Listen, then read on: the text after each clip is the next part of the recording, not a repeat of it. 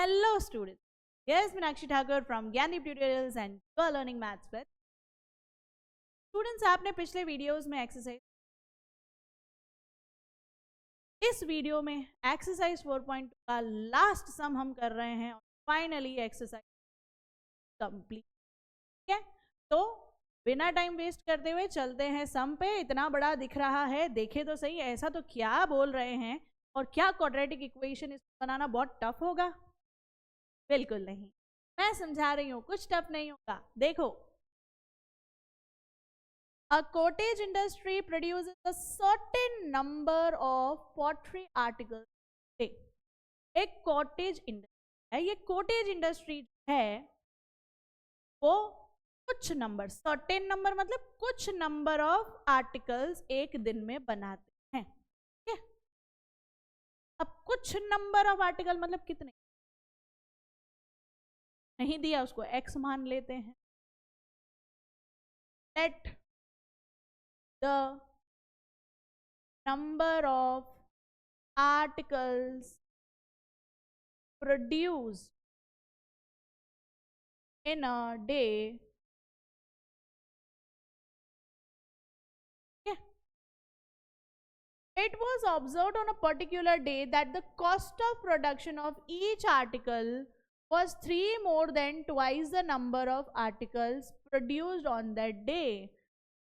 सी line आ गई, कोई बात नहीं, पूरा एक साथ मत पढ़ो, थोड़ा थोड़ा अगर आप उसको तोड़ के पढ़ोगे समझ में। बात किस चीज की हो रही है? Cost of product. एक आर्टिकल कितने रुपए का पड़ेगा, मतलब एक आर्टिकल बनाने में जो खर्चा आएगा, that is the cost of production of one article, right. वो क्या है? 3 मोर है, 3 ज्यादा है। Twice the number of article produce on that day. Article कितने प्रोड्यूस हुए हैं? एक्स, हम तो एक्स माना, उसके ट्वाइस से 3 ज्यादा है। देखो, cost of production one article is equal, पहले तो बोला है 3 मोर, तो मैं लिख रही हूँ +3, इससे twice the number of article produce. Article produce थे एक्स, उसका ट्वाइस मतलब मैंने बोला था 2 टाइम्स, टाइम्स मतलब इनटू करने का। अगर आर्टिकल्स एक्स थे तो एक्स इंटू 2 एक्स, तो कॉस्ट ऑफ प्रोडक्शन आ गया 2x + 3। लो, इतनी बड़ी लाइन थी, समझ ली ना। If the total cost of production on that day was, total cost कितना दिया है, find the number of articles and the cost of each. हमें नंबर ऑफ आर्टिकल यानी एक्स की वैल्यू निकालनी है और कॉस्ट ऑफ ईच आर्टिकल मतलब इसका भी सॉल्यूशन। ऑब्वियसली एक्स मिलेगा तभी ये मिल पाए, और उसको निकालने के लिए क्या बनानी। अब आगे करने के पहले एक बात समझो, मान लो आपकी कंपनी, मैंने ये चीज पहले को एग्जाम्पल दे रही हूँ सो दैट आप कनेक्ट कर। मान लो आपकी फैक्ट्री, आप 5 प्रोडक्ट बना रहे हो, एक प्रोडक्ट बनाने में 10 रुपए आता है। 5 प्रोडक्ट्स बना रहे हो, एक प्रोडक्ट बनाने का 10 रुपीज एक्सपेंस है। टोटल खर्चा कितना हो? कैसे पता किया आपने?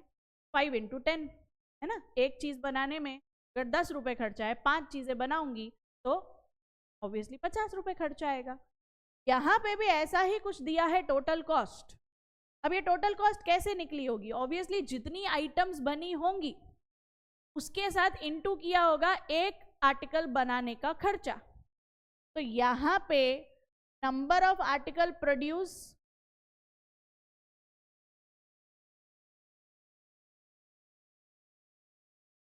मल्टीप्लाई होता है किससे?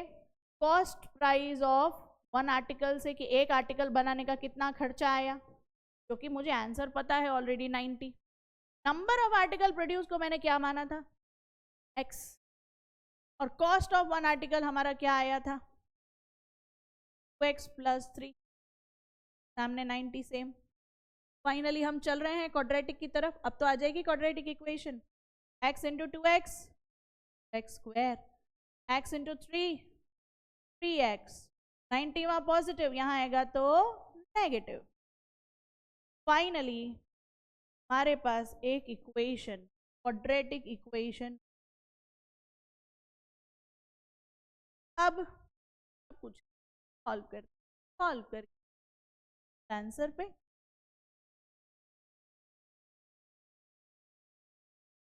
यहाँ लिख रही हूँ equation 2x² plus 3x plus 9 first term into last term 290 180 180 के ऐसे फैक्टर्स जिन्हें माइनस करने पे 3 है। अब देखो वन प्राइम फैक्टर के टेबल में 9 टेबल में 45 जा 3 के टेबल में 5 जा 5 के टेबल क्या सिंपल स्मूथ। अब ऐसी दो पेयरिंग जिन्हें माइनस करूं तो 3 आए तो पेयरिंग ट्राई करें।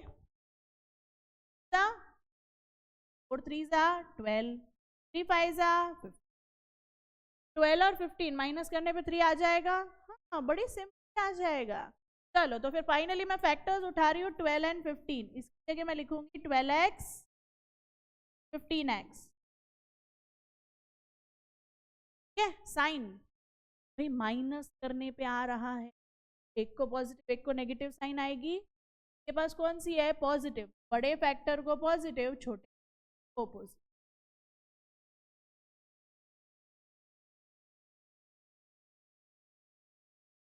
ठीक है चलो पहली पेयरिंग में 2 और 12 दिख रहा है, कोई कॉमन टेबल, कई टेबल जाएगा भाई।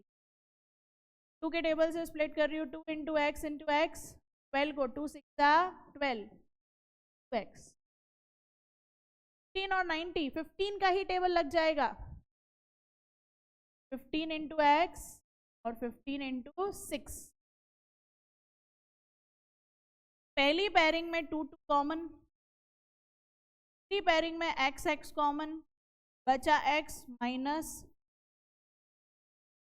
दूसरी पेयरिंग में 15 15 कॉमन बचा x माइनस 6। ये साइन में कंफ्यूज मत होना, प्लस माइनस माइनस ही होता है इसलिए मैं सॉल्व वगैरह वाला दिख। चलो दोनों ब्रैकेट सेम आ रहे हैं तो वन टाइम जो आपने बाहर निकाला वो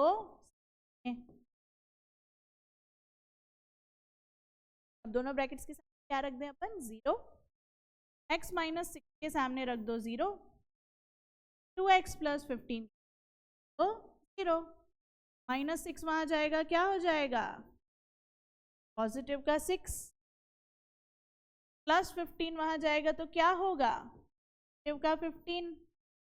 2x के साथ क्या है मल्टीप्लाई में है, वहां जाएगा तो divide, 15 divide by 2 it will be minus 7.5। x की दो वैल्यूज आई। अब बात समझना x क्या था, x अज्यूम किया था number of article produce, right.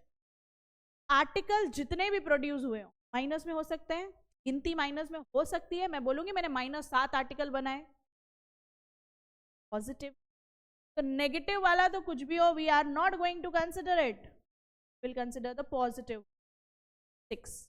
मतलब कितने आर्टिकल प्रोड्यूस हुए होंगे 6। सिर्फ आर्टिकल पूछे थे नहीं, देखो नंबर ऑफ आर्टिकल भी पूछे थे और कॉस्ट भी, दोनों बताने पड़ेंगे। Will write here thus the number of articles produced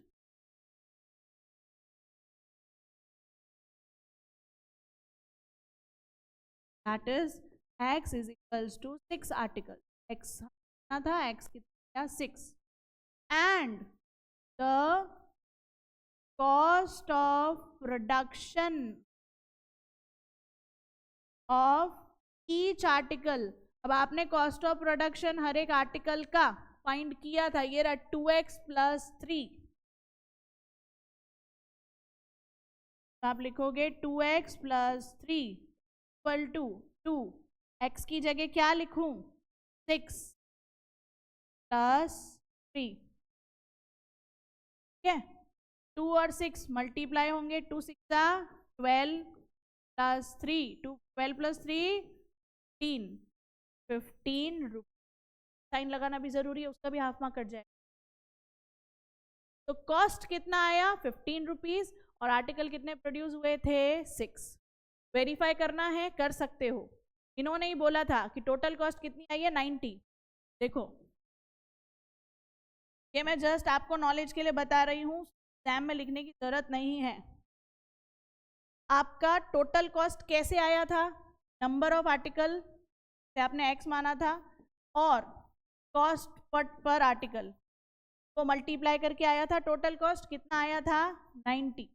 अभी मैंने x की वैल्यू निकाली 6 और रुपीज में क्या आया मेरा अमाउंट 3। 6 इंटू 50 करके देख लो 90 आता है।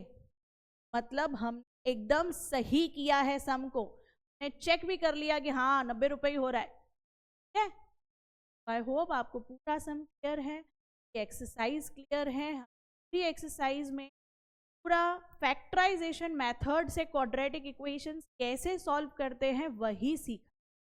ठीक है, नेक्स्ट वीडियोस में 4.3 एक्सरसाइज उठाएंगे जिसमें कुछ नया मेथड है बट सिंपल, तो आपको अच्छे से आ जाए।